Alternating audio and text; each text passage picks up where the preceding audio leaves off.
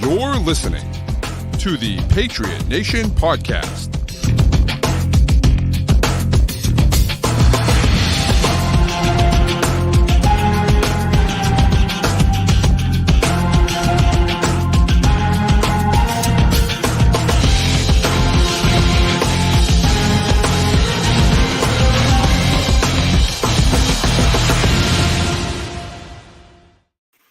Hello and welcome to the Patriot Nation Podcast on an exciting Monday here for the NFL and the New England Patriots.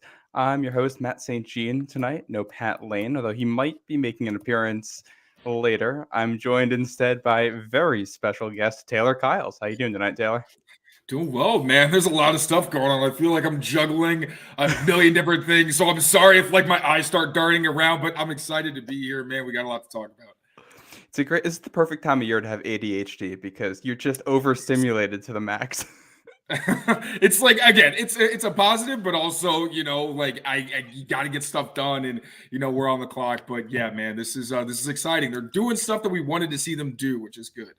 Yeah, we're going to get into everything, all kinds of news. Before we do, though, just a reminder, the show is presented by PrizePicks. Football season may be over, but the action on the floor is heating up. Whether it's tournament season or the fight for playoff home court, there's no shortage of high-stakes basketball moments this time of year.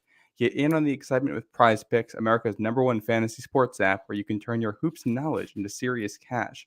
Conference tournaments are here, which means the biggest moments in college basketball are getting closer. Be a part of the action on PrizePicks for both men's and women's college basketball. Actually going to be at the Big East tournament Wednesday through Saturday. Excited about that. That's very cool. Yeah.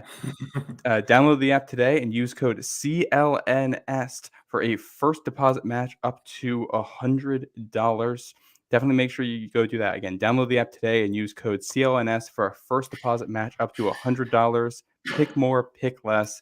It's that easy. All right. Well, I had a whole outline ready to go of what we were going to talk about, Taylor. And then about 5 minutes before the show started, we got a new quarterback here in New England. So obviously Mac Jones traded away the other day to Jacksonville, and 1/3 of the Wolfpack coming home in Jacoby Brissett, 1 year, $8 million deal. What are your thoughts? I'm excited, man. So obviously this is not the end.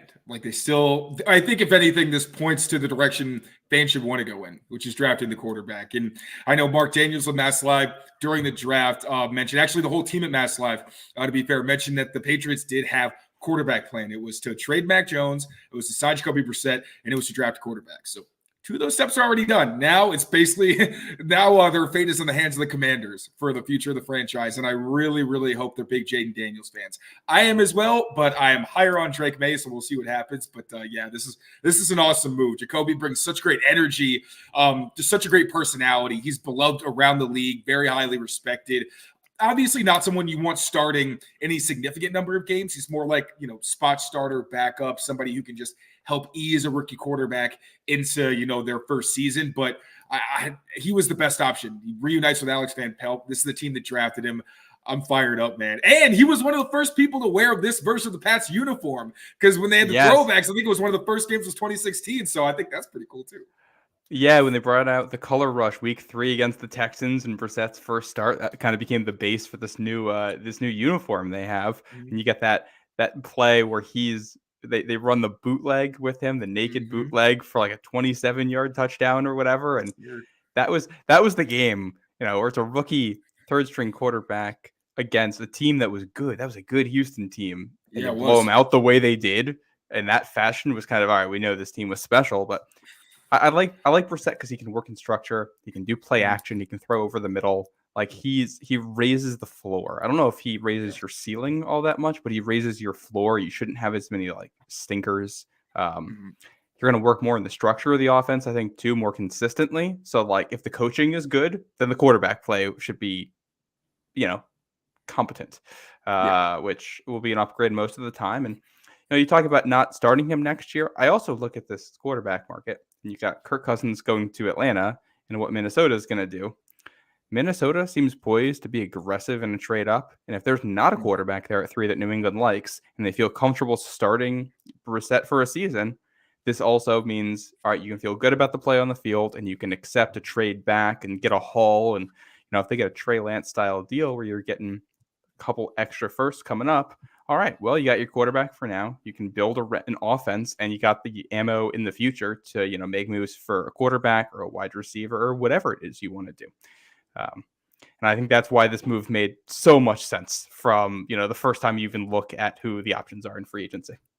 Yes, sir. I mean, especially it's only an $8 million deal. Like Kirk, obviously, like Brissett's not Kirk Cousins. He wasn't going to make that kind of money, but $8 million is pretty solid. I think in 1 year. Nothing long term. I don't see how you could be up. I mean, I'm sure Pat's fans are creative. I'm sure somebody will find here. Just joking. I've been one of you. I appreciate y'all, but yeah, no, man. I feel like this is a really good deal. Obviously, not the kind of it's not Calvin Ridley. This is not the thing that's going to keep the team. Improve the team in terms of long term or what, like you said, what their ceiling is necessarily. But it's one of those necessary, solid moves you need to round out your roster and add those key role players. Yeah, much needed. I talk about rounding out the roster too. They made a bunch of key re-signings here in the last couple of days. Mike Onwenu, who was signed, within the hour, I think here. Under $20 million a year, which was crazy. I thought he was going to make something north of that. Yeah. Yeah, which I will say, I think it's a little bit concerning to look at that and say, if guards are getting $20 million and nobody's willing to pay this tackle more than that. We got another former Browns signing. Sione Takitaki has been signed as well. Probably a Mac Wilson replacement, I'm guessing. That's really interesting. I don't know much about him. I don't either, honestly. I'm gonna have to do some work. Yeah, that's an interesting one. We'll have to circle back on that one. Yeah. But Onwenu at $19 million a year max on that deal. It's not like that. That's what it caps out as, which I think is really good because $19 million is the transition tag for an offensive lineman.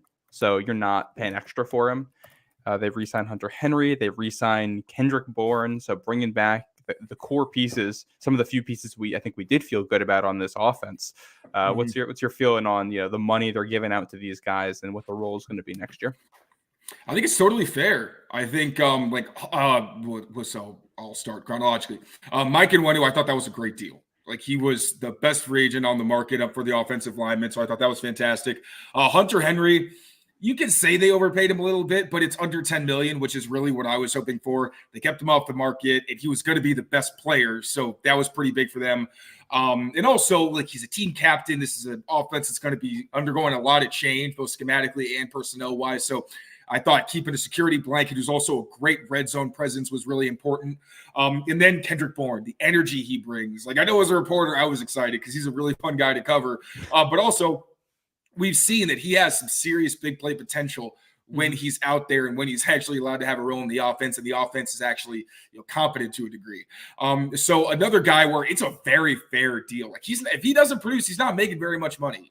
He's that veteran presence, and he is coming off the ACL, so he does have the ability to make way more money if he comes back and does play well.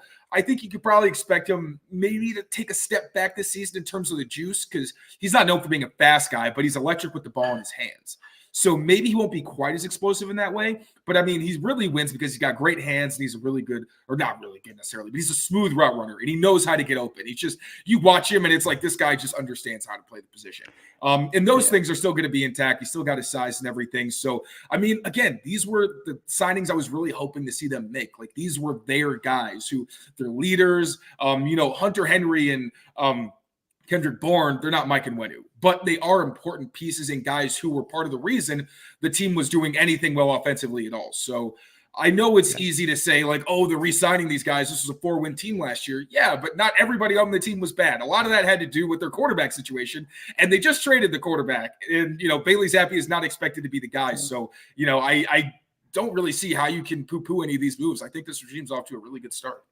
Well, I think avoiding taking a step back is huge when you are already in that tough a shape. And I think, the leadership matters here. All three of these guys can be leaders for you, and you're trying to establish a new culture, I think, on offense. So having these guys is huge there. The deals, Bourne was 3 for 19.5, but can make up to 33. Henry, 3 years, $27 million, can make up to 30. And on Onwenu, 357, 38 of that is guaranteed.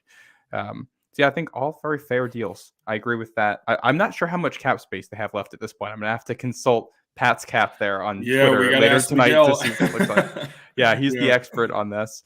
But definitely room to make more moves. And Patriots did make one addition today. Well, now they had the linebacker from the Browns, but before that, Antonio Gibson, running back from the Commanders. This is a guy I highlighted early in the process. It's a 3-year deal worth a little over $11 million.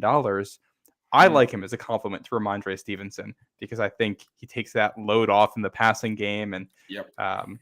I thought this was an obvious fit. Is that where you are in this? Yeah, I mean, he was another guy that I was doing some research on. I was kind of talking to a Commanders fan who, I think a lot of it just had to do with the offense they had in the offensive line where, a lot of his production was suppressed. So I wasn't positive how he would fit, although I did think he was definitely intriguing. Of course, you were already on it and you prepared for it. But one, I think he's just a fun mismatch where the guy's like almost 230 pounds. I think he's more than 230 pounds, ran a 4.38 coming out of the combine. So he's got really good athleticism and size, receiver background, so he can create mismatches. And the Pats haven't had that since James White. I do think Brandon Bolden's underrated. I thought he did a really solid job in 2021 as the receiving back once White went down. But he still wasn't really a mismatch. He wasn't somebody that scared you. He was somebody where it's like, all right, he does his job and he gives you something in the receiving game. But now, Ramondre, he's been a solid pass catcher. Like the dude led the team in receptions in 2022. He's not, he's no stiff or anything, but at the same time, he's a big guy and he's big, but he's not fast like Gibson is. And he doesn't have that receiver background or really flexibility. So I think it made sense in terms of what the team needed, which was that receiving kind of threat. He can also be a good pass protector. So it really does seem like a good fit as a third down back. And most of his success in the run game came on wide zone, which we know we're going to see a lot of in Alex Van Pelt's system. So it'll be interesting to see just how much they plan on actually using him as a runner. But in terms of, the pass catching and the mismatch and everything, I think it's a good signing. And it's also at a modest deal. Like, I know it wasn't the most exciting first move for the Patriots to make, but it's definitely one where I can see getting excited. And one other thing I'll mention, I know a lot of people will talk about the fumbles. He fumbled 4 times last year. 2 of them were bad, and I'll give you that. Like 2 of them, he had one hand on the ball, got stripped. One of them, he was getting hit as he was turning around. I think it was kind of a borderline drop. And then there was another one where it was also like a kind toss of play, right? Right, it was a toss, and he dropped it and picked it right back up. So it's like, all right, weird stuff happens at times, but I just wanted to get that out there. That was the biggest criticism I saw. And looking at the tape, I was like, yeah, it's not really that big of a deal. Also, I got a text from my buddy Corey, who covers the Browns, and he was saying they got a good one, the Pats in Taki. So that's one to look forward to. All right, excited. That'll be I'll have to dig into the film after this on him. But yeah, all good points on Gibson. I also think it's interesting now that this is the second time kind of in a row they've gone after somebody like this because they signed Ty Montgomery before in this kind of hybrid wide receiver running back role, and that didn't work out for them. But now you get somebody who is more athletic, who's younger, who doesn't have the injury history that Ty Montgomery had, and has been a lot more productive in his career. It's the same idea, but you're getting a player who's much better quality, and I think that it allows Ramondre Stevenson to rest a little bit more. It doesn't have to be all on him. And if he's fresher, he should be better. So you gotta build out that committee. I like that signing. Those are the big names coming into New England so far. We got a couple names going out. I think the biggest going out is Devontae Parker, who was cut today. I think this is a move people saw coming. Is that your read on it too? Yeah, it was pretty obvious. There just didn't seem like there was a room, especially with them trying to reset the culture and everything. I know that I feel like players like Devontae Parker. That was really the vibe that you got. They call him Unk on social media and everything. So there's clearly something there where they like him. But I mean, we all saw the film. It wasn't very good. He had a great camp, which is why I personally was like, yeah, the extension makes sense. Because I'm telling you, I was there. He was making highlight catches like every day. It wasn't like, oh, where is this coming from? It's like, no, he looks like their only consistent receiver. It made perfect sense. And then just fell off a cliff. I don't know if it was the knee or what it was, but his play really took a step back. And then I felt like the effort started to really fall off and the consistency in his routes. Once things got bad, it just didn't seem like he really had a place on this version of the team. No, and you saw in 2022, I think you saw some glimpses from him where he looked really good. I mean, that Baltimore game, he looked special at points in that game and like a guy who could be your true number one. And I think we kind of chalked up some of the inconsistency there to the Matt Patricia-led offense and all the hiccups that came with it. And then he has a great camp. and then for it all to go downhill this quickly. It's tough and unceremonious end to his time in New England, but I think it was the time to move on. I'm going to throw another name out here, which is not as big of a name, but I do want your opinion on it. I'm curious. Chris Board let go by New England earlier, the special teams linebacker. This is one that confused me because he doesn't make a lot of money. He was a core special teamer last year, and from my eye, he did a pretty good job on it. So I don't know if you have a different perspective on his performance last year, but it caught my eye. Yeah, I thought he was fine. I thought he was going to be a standout, and that's what I think they were expecting as well, because he was in Detroit. Like, I remember looking at the film, I was like, damn, okay, like this is a pretty cool signing.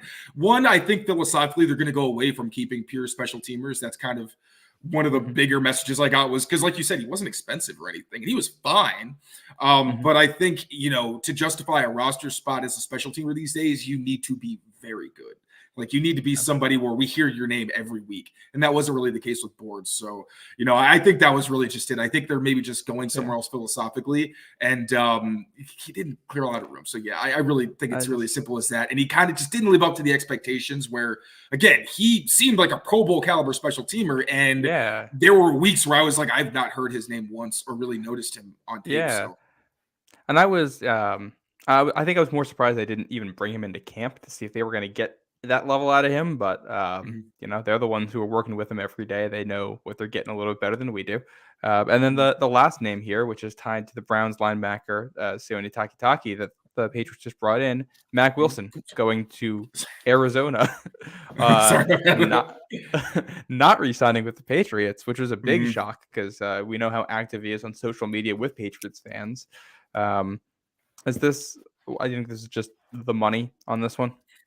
Seems like, especially they signed Taki the same day. So it seemed like they had a plan. And from what I've been seeing on the timeline from other people on the beat, they just didn't want to match the money, which, I understand. He was a rotational guy, covers linebacker, obviously pass rusher. Like, it was awesome. He was making plays, really productive player, especially considering he was in a niche role, put on muscle, which really showed when he was playing the run, where that was a huge liability in his game, especially recognition. Like we saw in that Packers game in 2022, where RPOs were killing him. And I think, one, the team acknowledged we didn't use him the right way. I also think he started to process things better once he was in the system for longer. And again, the size helped. And adding the pass rushing, I did not expect that, but that was really cool. So, good for him. I think Gannon's going to really be able to maximize him. They were quietly doing some really good stuff there in Arizona defensively. But yeah, I think it's just they didn't want to match that money for what was going to be just a rotational player for them. We don't have the numbers on Taki yet, but I would assume that it's going to be much more affordable. Yeah, those numbers will be interesting. I think it does say that they see him as just a role player, that they kind of felt like they may have gotten the best out of him last year, and that they didn't get any more. There wasn't any juice left in that to squeeze out worth that contract. So obviously, wish him well out there in Arizona. Let's talk about some of the positions or players that are still out there. So we look at free agency, and I'll just throw a bunch of positions at you, and you can kind of go where you want with it. We know the Patriots have been tied to Calvin Ridley at wide receiver. There's been mentions of Tyron Smith at offensive tackle. We've seen some big defensive tackles come off the board. DJ Reader, I think, might be the biggest name left there. Look at tight end. Gerald Everett, I think, is the biggest name left there, with Noah Fant signed back in Seattle. Justin Simmons, a guy who is on a lot of people's radars as a kind of a ball hawk free safety after he was cut by Denver. Just some of the names out there in free agency. Josh Uche still, Anthony Jennings left unsigned. You can pick where you want to go with that, but what are your thoughts on where the Patriots might go from here? So I'm just thinking of players that I kind of had as like my guy, so I was really excited about. I would say Jonah Williams, because he still have a hole at left tackle. I know that's not going to excite people, but the market is what the market is. And I don't think that they're going to have to take a tackle in the first, they're going to have to take a quarterback in the first round. So I don't think they're going to be able to get the kind of left tackle they can just plug and play immediately. So I think, Do you think they would go with Jonah Williams over a Tyron Smith? I don't think Tyron Smith's coming here. He has no incentive to come here. Like he's probably only going to play another season or two. Why in the world would you want to spend that on a rebuilding team? So yeah, I don't think there's any shot in hell. Would he be cool? Yeah, but he's also injury prone too. Like, if you had a decent quality rookie left tackle, then like maybe they get some time in there, but still, like I just don't think the fit makes much sense. But yeah, Jonah Williams is someone who he's not a great athlete, so he does struggle against some more athletic pass rushers. But he's solid. He's a technician, and he's a decent run blocker. And I think he just gives you someone who's a little bit more well-rounded than what you would get from, say, like who else even on the market? I can't even think of anybody, honestly. But like Chuks Okorafor, for example, like he's a good pass protector. I think he's a better pass protector than Jonah Williams, but he really struggles as a run blocker. And he hasn't played left tackle since college. So I know Doug Kine reported that the team sees, I called it too. When he got signed, I said, I think he might be an option on left tackle because I didn't think he was going to replace Mike Onwenu. But I think that Jonah Williams is probably their best option at left tackle for like a bridge starter for a couple years. And then beyond him, I'm trying to think who they haven't. They already signed Brissett. So then Calvin Ridley is the obvious one. I think in terms of like pass rushers, Daniil Hunter maybe. I feel like he's one of the only guys who's really left who moves the needle. Kind of an odd fit where he's more of like a Dietrich Wise, hand in the dirt kind of defensive end, but he can move all over the formation. He's more productive. And it's also notable that Dietrich Wise's snaps went down last season. I don't know if that was them trying to, pull back a little bit. Right. And even then, like Wise was like playing a ton the year before, and it really got pushed back. So I'm not sure if like they're trying to take some snaps from him. But yeah, honestly, there's not a ton of guys that really come to mind. Honestly, I like what they've done so far. The biggest thing was keeping their guys. But I think Jonah Williams and Calvin Ridley are the two guys that I'd really like to see them add. Everybody else is kind of like, guys that you just use to kind of plug in holes. But I guess you could talk about like trades. If they miss out on Calvin Ridley, I'd love to see them go for Brandon Ayuk. I know T. Higgins, I mentioned them going after him on the trade market, but the more I think about it, the more I'm like, if it's like a second rounder, just take a young player. Well, and if Calvin Ridley and T. Higgins are similar amounts of money, I'd rather have Ridley than Higgins for the same money and the draft pick. And if you're going to give up the draft pick, I think you go for a better player in Ayuk. I fully agree there. Same page. But yeah, I think Mooney is interesting. I like him. I think he was kind of wasted because of Fields' inaccuracy, but he's also a slider guy. So I don't love that fit because I think the Patriots with that more Packers style system, they like bigger receivers. Saw Tyquan no Hollywood Brown. No Hollywood Brown then. I don't think so. Because him and Pop, it's like that feels a little weird as a combination. Also, I will mention, I said Tyquan Thornton. If you guys haven't seen it, look him up on Twitter. Dude is getting jacked. I think there's a legitimately decent chance that either he did it, obviously, to add muscle because he's been so injury prone. And there's a chance that the Patriots were like, you need to get bigger or like, we might cut you. I don't know anything. I'm purely speculating, but I mean, dude is looking much bigger than he has in the past. So, he's another example of like a slider guy who I didn't think fit, and I really wasn't sure what his role would be next season other than like a gadget guy.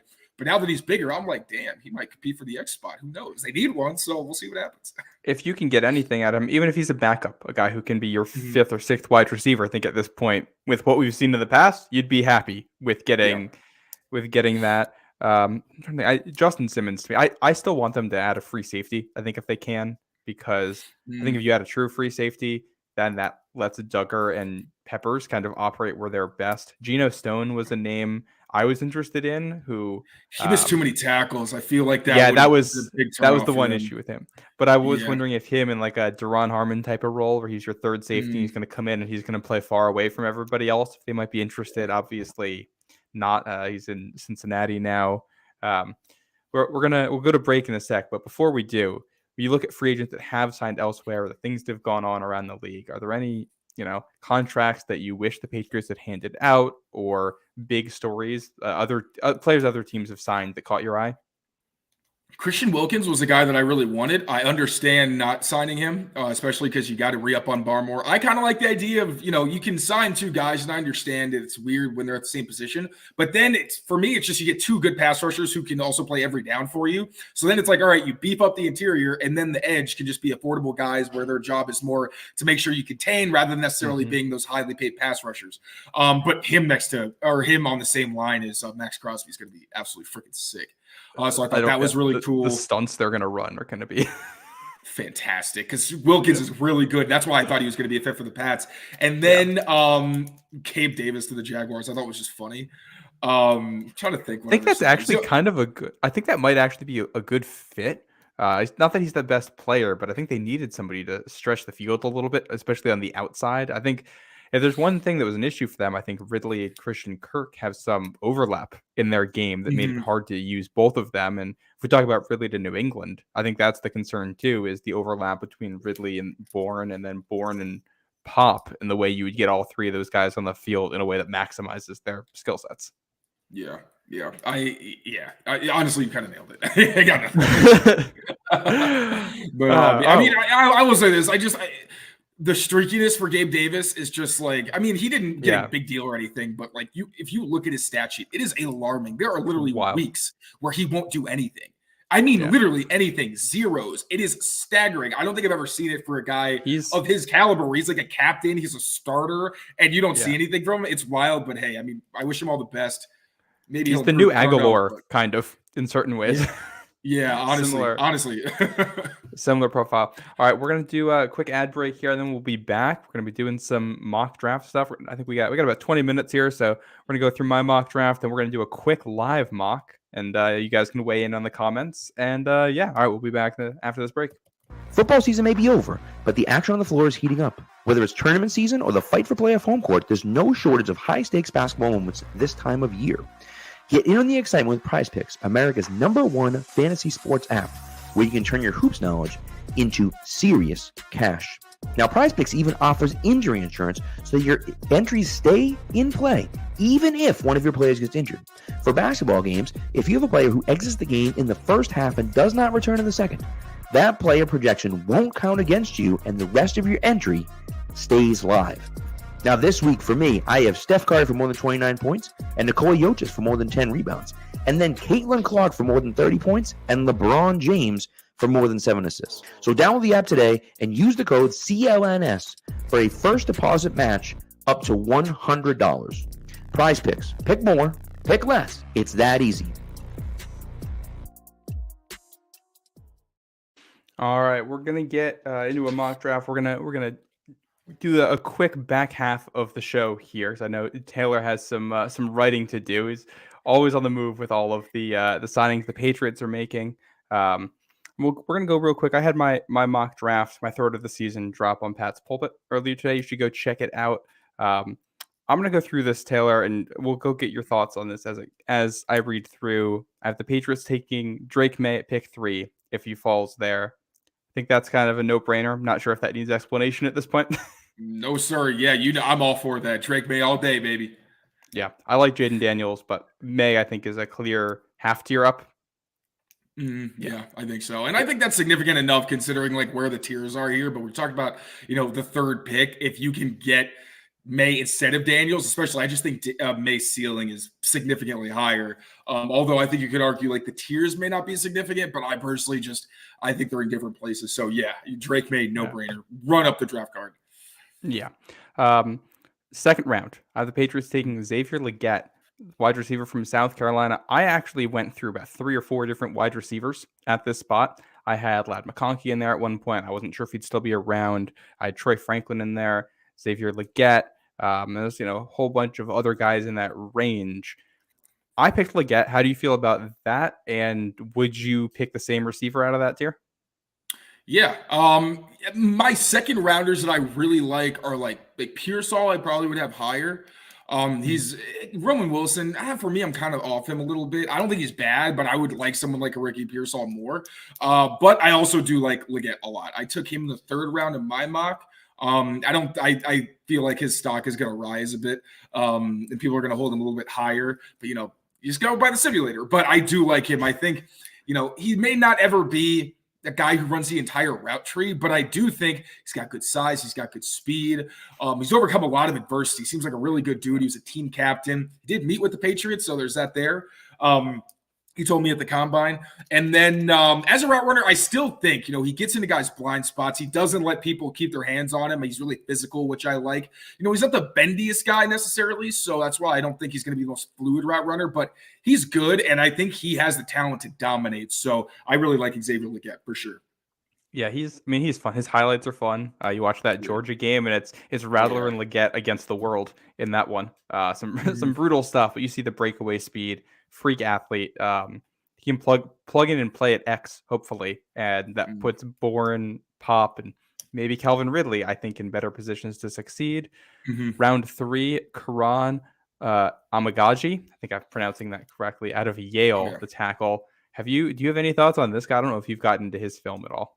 I haven't gotten to his film, but I trust Brandon Thorne's analysis with my life. And he seems to think that he's a talented guy who has a good ceiling. So, I'm not going to go too deep because I don't want to start, talking out of my neck or anything. But I like him as a 3rd round value if you want that developmental kind of left tackle who, after you spend your early pick on a receiver or weapon in general. Yeah. I have them double dipping at tight end rounds 4 and 6. Theo Johnson around 4, Tip Raymond round 6. Both guys who tested very well. I think top 10. I think both had top 10 relative athletic scores all time for tight ends. Yeah. So kind of just going for the athletes there. I don't know. I haven't watched a ton of film on either one of them. I don't know if you have, but same. Honestly, I have not. And this is another one I don't want to I haven't even really gotten to watch their highlights yet, just because at the combine I was so busy. That thing is nonstop. And then obviously free agency picks up. But once free agency settles down, I'll have a better chance to actually watch a lot of these guys. But I mean, they're athletic.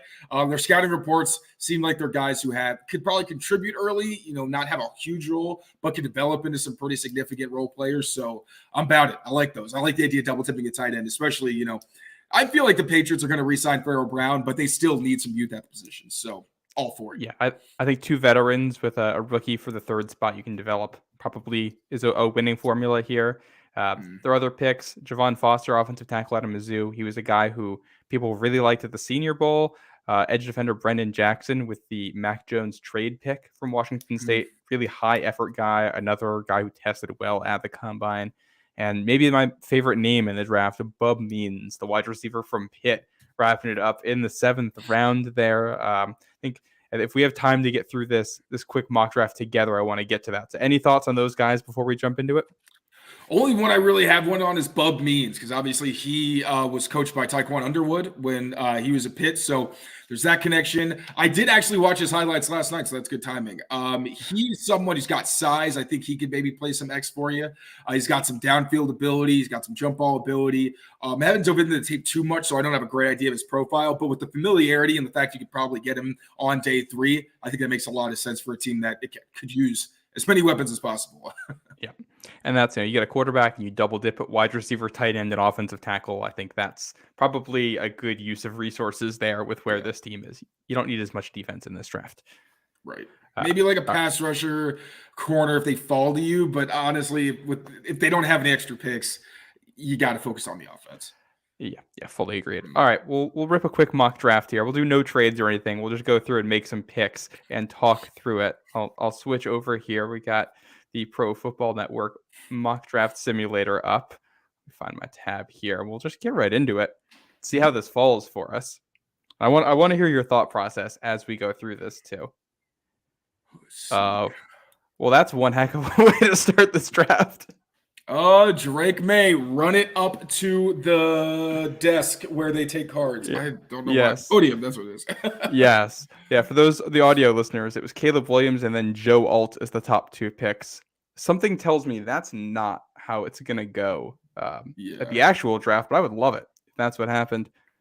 On the board at pick 34. Let's see. A.D. Mitchell. I like him as an X option a lot. Yeah, he's good. Would you think about a tackle here in Jordan Morgan? I from what I've seen and heard, I feel like Jordan Morgan might be more of a guard. And with this pick, He had the arm length. He had good arm length when they measured him. I think it's more like how he actually operates in space. more than just the arm length. Kind of like a Troy Fautanu where people, the arm length was a big thing, but there were some questions. Although I think he can improve there. He's such a good athlete. But yeah, I think Jordan Morgan's foot speed is kind of an issue for me. And with this pick, if you're not getting like a home run, like could maybe start halfway through the season to tackle, I like for it to be a weapon. Xavier Worthy's super interesting, but he's also so undersized and it scares me. I don't think he fits. But A.D. Mitchell, again, seems like probably the best fit for New England, what they're looking for these days. Yeah, I agree. Experienced outside receiver there. He's got the speed. He's got the size. I think he still has to refine a little bit, but there's a lot to like about his profile. And I don't think he gets past where the Chiefs and the Bills are. 68 here.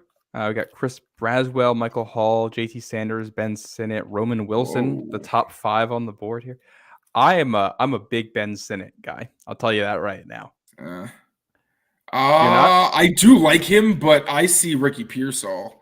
So I'm double dipping at wide receiver, and I'll just use the next pick on a tackle because he's Ricky Pearsall, I think, from what I can see. Again, we're focusing on offense here. I think he's the best player on the board. Jacoby Sanders, you can make an argument, but I think Pearsall is somebody who can play for you every down, whereas I do not feel the same way about Sanders. All right, we'll add Pearsall here at pick 68. Cooking with gas. Yeah, draft rolls on. Ooh, we could go just like my mock was here with Karan Amagaji, Blake Fisher, right tackle from Notre Dame, still on the board. Yeah. Got some good options. Oh man, I think this mock simulator is a little out of pocket because I don't know how all these guys are going to fall, but go full send with Kieran. I like that a lot. Yeah, I will also say, just as I'm wearing my Michigan sweatshirt here, if Mike Sandersville was actually here, I would be very, very okay with that pick. I wish. Yeah. So Amagaji, the pick there in the 4th round. 5th round. Got James Williams, Malik Mustafa, Jamari Thrash. Thrash is a guy I like, although we don't need a receiver at this point. Jared Jaheim Wiley Bell stands out for me. Jaheim Bell. I like Jaheim Bell, and I think he's a scheme fit, but I did stand out to me that his athletic testing, it was good. It wasn't as good as I thought it was going to be. And that concerned me a little bit. Where's Dylan Laube? Yeah. Is he still on here? Is he still available? Let's see if Laube is around. Does not look like it. Smart. Okay. I'm still feeling Jaheim Bell. Jaheim Bell, honestly. Who else is a little lower on there? Zach Zinter was a really good guard. If they were trying to, just boost up your interior line. Luke McCow, we still don't need a receiver. Yeah. Didn't Gabe Hall at defensive tackle? He was pretty good, I think, in the pre-draft stuff. You pick this one, because I'm stuck on Bell. I'll take Bell. I like Bell. Okay. It's 5th round. I think he can be like a fullback type for you too. Right. He can line up in a bunch of spots, and I think AVP would really like that. 6th round. They got 2 here in the 6th. Anybody standing out to you? Muhammad Kamara. This is when you him? Start kind of boosting your defense. Yeah, I like that one. I think he could be a rotational pass rusher who develops into a pretty solid edge guy for you. All right. Well, that'll be the pick at 180. I haven't watched him at all, so good to know. 193. Let's see who's left. AJ Barner, lock it in. Yeah. I love his game. Yeah, there's your double walking dip. Tight end right there. Mm-hmm. And he's got some athleticism. I think he could be a really sneaky receiver if you give him some time to develop. Yeah. And the last pick here, 231. Tip. Sorry, buddy. Who's the best running back available? Still need a back. Let's see. Dejon Edwards, Jahar Jordan, Rasheen Ali, Jason McClellan. I don't know any of these. Honestly, I don't either. Yeah, these are not weird names for me. Drake Nugent, to me, I know that the guys on the Michigan offensive line did well, and we actually have Pat who just jumped in here. Pat, what's up, fellas? How's it going? All right, you make the last pick. All right. We got a quarterback, and we got a bunch of other offensive players. Okay, who do we got for defensive lineman? We just drafted an edge player. Oh, I'll pull up Kamara. Okay. I can't see that, but all right, who do we got? What do we want here? I kind of lean towards the Michigan center, to be honest. Listen, get some depth there. We all know Matt loves his Michigan guys, so I don't want to deprive Matt. I feel like every mock that we do has to have at least one Michigan guy in it, and so if it's going to be him, then let's do it. I don't mind that. All right.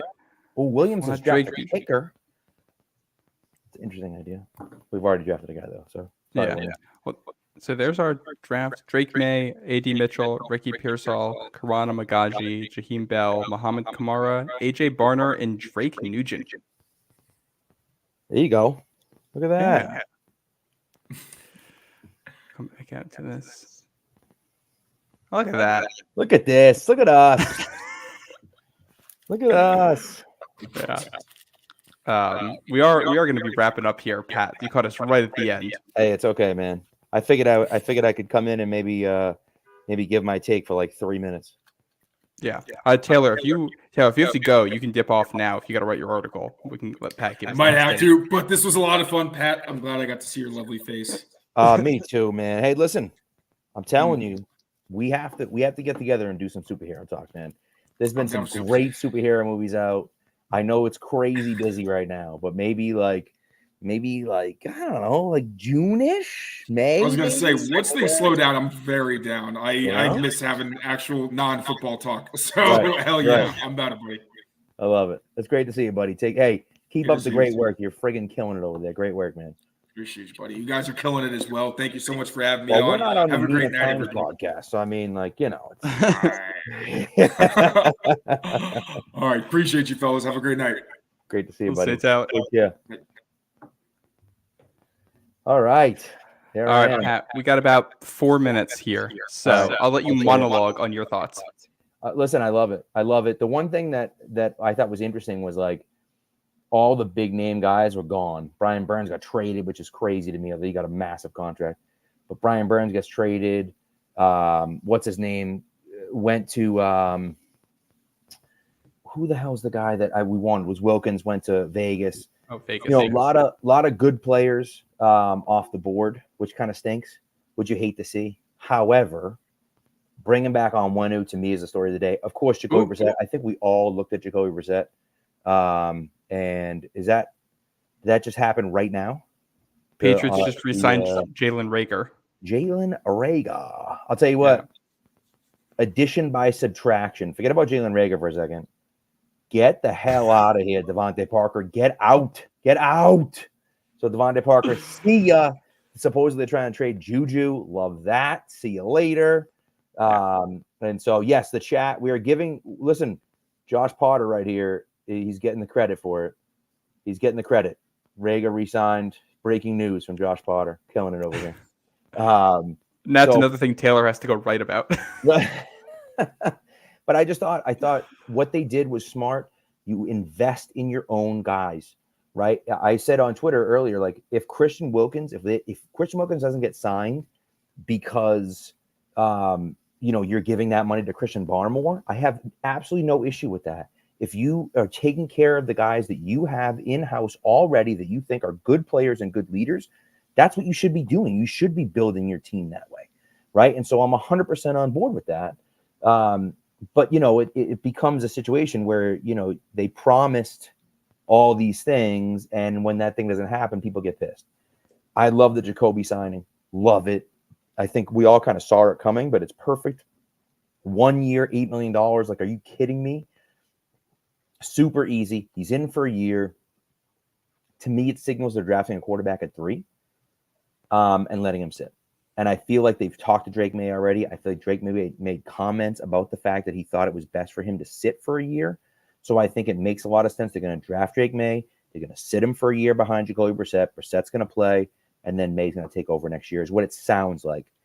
I'm a little leery at taking a quarterback at 3 overall who you think isn't ready to play right now. But at the same time, I don't know. Now, the other side of it is that Minnesota lost their quarterback today. Denver doesn't have a quarterback. None of these teams have quarterbacks. And so is Minnesota or Denver going to give you an absolute haul to move up to 3 from 11 or 12? Maybe. And if that's the case, then maybe you move down to 11 or 12 and you restock by drafting the best offensive lineman or drafting, the best available wide receivers. There's a chance that Odunze could be there at 11, right? He might not be, but he certainly could be. And so you can come back up from 11 too if you want. And you could do the same thing, right? And do something very similar to what Miami did when they traded back with San Fran. They picked up 2 extra first-round picks Then they moved one of their 4 first-round picks in the next 2 years to move up and draft, Jalen Waddle. And so you could do something like that. I think that makes a ton of sense. And so, I'm also surprised that Fields hasn't been traded yet. I'm sure it'll happen, but it hasn't happened yet. So that's interesting. He is the one domino that could fall if he goes to Minnesota. If he goes to, to Denver, then obviously that team doesn't need a quarterback theoretically, right? Or at least they're not going to give up the farm to move up to 3. So, but I like what they did. Again, bring back the guys that are on your team that are good players, that are good to great players. And Mike Onwenu, maybe he doesn't fit the system. Maybe you're not sure where he's going to go. He's the best offensive lineman you have. And so, you want to bring him back. And so I like the decision to do that. I really enjoyed the moves they made the first day. It may not be the sexiest first day of free agency ever, but I think it made a lot of sense. Yeah, fully agreed. We got to get out of here because Alex Barth and Brian Hines are going to be hot on our heels here, right on the CLNS YouTube channel. So go over and check them out. For Pat Lane, I'm Matt St. Jean. Taylor Kyles was with us before. This is the Patriot Nation podcast. Pat will be back on Thursday to talk about whatever the Patriots do between now and then. For everybody, thanks for tuning in, and we will see you later this week.